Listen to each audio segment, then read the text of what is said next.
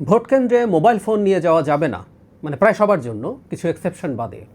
এরকম একটা সিদ্ধান্ত নিয়েছে নির্বাচন কমিশন এবং যথারীতি এবং অবশ্যই যৌক্তিক কারণেই এটার বিরুদ্ধে প্রচুর সমালোচনা শুরু হয়েছে সামাজিক মাধ্যমে। মানে কি বলা হয়েছে এটা একটু আমি দেখি, তারপর এটা নিয়ে কয়েকটা কথা একটু বলা দরকার। মানে ইসি একটা বার্তা পাঠিয়েছে রিটার্নিং কর্মকর্তাদের কাছে, ডিসিদের কাছে। সেখানে বলা হয়, আগামী 12 ফেব্রুয়ারি অনুষ্ঠেয় ত্রয়োদশ জাতীয় সংসদ নির্বাচন ও গণভোট উপলক্ষে ভোট কেন্দ্রের দায়িত্বপ্রাপ্ত, এই জায়গাটা খেয়াল করি, presiding officer, police incharge, Ansar, সাধারণ আনসার বা ভিডিপি, নির্বাচন সুরক্ষা 26 অ্যাপ্লিকেশন ব্যবহারকারী 2 জন আনসার সদস্য ফোন রাখতে পারবেন। মানে এর বাইরে আর কেউ না। একজন এসি কথা বলছেন ডেইলি স্টারের সাথে।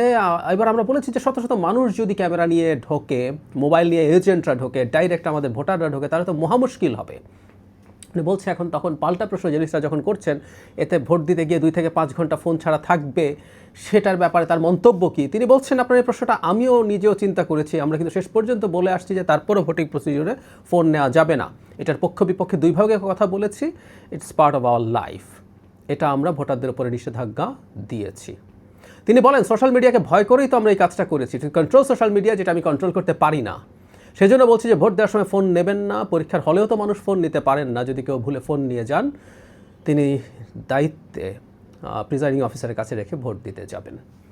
400 গজের মধ্যে ফোন নেওয়া যাবে না। 400 গজ নিয়ে ফান শুরু হয়েছে। বাড়ি যাদের ভোট কেন্দ্রের একদম পাশে, তারা বাড়িতেও যদি থাকেন ফোন রাখা যাবে কি যাবে না। আসলে এগুলো ফান করার মতো, ট্রোল করার মতো বিষয়ই আসলে। এখন যেটা দাঁড়ালো সেটা হচ্ছে কি উদ্দেশ্যে, বা তারা যে উদ্দেশ্য বয়ান করেছেন সেটাই আমরা কনভিন্সড কিনা। উত্তর হচ্ছে একেবারেই কনভিন্সড না। আমরা চাই ফোন নিয়ে মানুষ যাবেন, মানে এটার অনেকগুলো নেগেটিভ কনসিকুয়েন্সেস আছে। একটা হচ্ছে, এই নিয়ম যদি বলবৎ থাকে 400 গজের মধ্যে, তার মানে বহু দূর থেকে ফোন চেক করা হবে, বহু মানুষ ফিরে চলে যাবে যারা ফোন নিয়ে যাবেন, এবং এত সময় ফোন ছাড়া থাকবেন না। আর মানুষ বাসায় ফোন রেখে ভোট দিতে বেরোবেন, এটা মনে করারও খুব একটা কারণ নেই। কারণ 400 গজের মধ্যে পৌঁছে গেল, এই ফোন নিয়ে কার কাছে রাখবেন তাহলে? সো ভোটার সংখ্যা খুবই কমে যাওয়ার সম্ভাবনা আছে। এটা কোনোভাবেই মেনে নেওয়া যায় না। এতদিন পর একটা নির্বাচন হচ্ছে, এখানে ভোটার সংখ্যা অনেক হতে হবে। তারা বলছেন মানুষ ফোন নিয়ে যদি ঢোকে তাহলে এটা হবে ওটা হবে। আচ্ছা, সর্বোচ্চ যেটা হতে পারে, একজন যখন ভোট দিতে যাবেন, তিনি ভোট দেওয়ার সময় ভোটের কক্ষে যখন ঢুকে যাবেন, তখন সেই ফোনটা সর্বোচ্চ ওই কিছু সময়ের জন্য ওখানকার কোনো একজন কর্মকর্তার কাছে, কোনো একজন পোলিং অফিসারের কাছে রেখে তিনি গোপন বুথে গিয়ে ভোট দিয়ে আবার বেরিয়ে চলে আসলেন। তাতে তো সমস্যা নেই। ভোট কক্ষের কোনো ছবি যদি তারা না নেন, সেটা হতে পারে।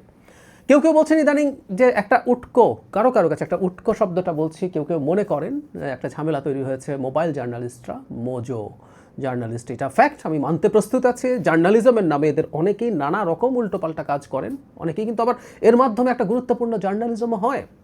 যাদের যথেষ্ট বাজেট নেই, তারা এর মাধ্যমে আসলে অনেক কিছু করেন, এবং যেটা আমাদের জন্য ভালো। সুতরাং কেন্দ্রের মধ্যে মানুষ ঢুকছে, লাইভ করছে, ভিডিও বানাচ্ছে, সেটা শেয়ার করছে, এগুলোই রাদার নির্বাচনে কারচুপির যে কোনো রকম পরিস্থিতি বা প্রেক্ষাপট পাল্টে দিতে পারে, নষ্ট করতে পারে, যদি কারো কোনো চিন্তা থেকে থাকে।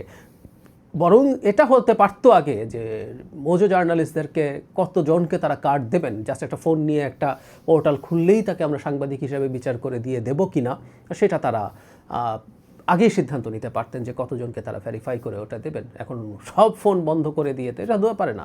আর শুধু সেটা না, নাগরিকদের কাছেও যখন ফোন থাকে, প্রত্যেকে এক একজন সিটিজেন জার্নালিস্ট হয়ে গেছে। এই সিটিজেন জার্নালিজমই ইনফ্যাক্ট একটা ভালো ডেটারেন্ট হিসাবে কাজ করবে, যারাই নির্বাচনে কোনো না কোনো খারাপ কিছু করতে চাইবেন, খারাপ কোনো পরিকল্পনা করবে, সেটা ঠেকিয়ে দেওয়ার জন্য। মজার ব্যাপার হচ্ছে, এই খবরটায় আমি দেখেছি দুই পক্ষ নির্বাচনের, জামাত পক্ষ, বিএনপি পক্ষ, দুই পক্ষই এটার বিরোধিতা করছে। সুতরাং এটা বলা যাবে না যে কারো হয়ে এই কাজটা করা হয়েছে, সেটা আমরা নিশ্চিত নই। অন্তত দুই পক্ষ বিরোধিতা করছে এবং এক পক্ষ অপর পক্ষকে এটার জন্য দায়ী করছে। তো নির্বাচন কমিশনের এই ব্যাপারটা দেখা দরকার, এবং খুব দ্রুত এই সিদ্ধান্তটা থেকে সরে আসতে হবে। সামাজিক মাধ্যমে কিছু কেওস হতে পারে, আমরা জানি, নিউজ ছড়ানো হয়, কোনো একটা ভিডিও মিসলিড করার সম্ভাবনা থাকে এবং এটা মাথায় নিয়েই আসলে করতে হবে। কোনো একটা সিস্টেম যখন আমরা গ্রহণ করি, সেটার প্রবলেম বা ফ্লস সহই গ্রহণ করি। এই সিস্টেমটা নেওয়ার ফলে, থাকার ফলে কিছু ঝামেলা হতে পারে, কিন্তু সেইটা আবার এই মোবাইল বন্ধ করে দেওয়ার যে ঝামেলা, তার চেয়ে অনেক কম হবে। সুতরাং মোবাইল নিয়ে যেতে হবে, এইটা অনতিবিলম্বে এই সিদ্ধান্ত নির্বাচন কমিশনকে পরিবর্তন করতে হবে এবং দ্রুত এই সিদ্ধান্ত জানিয়ে দিতে হবে।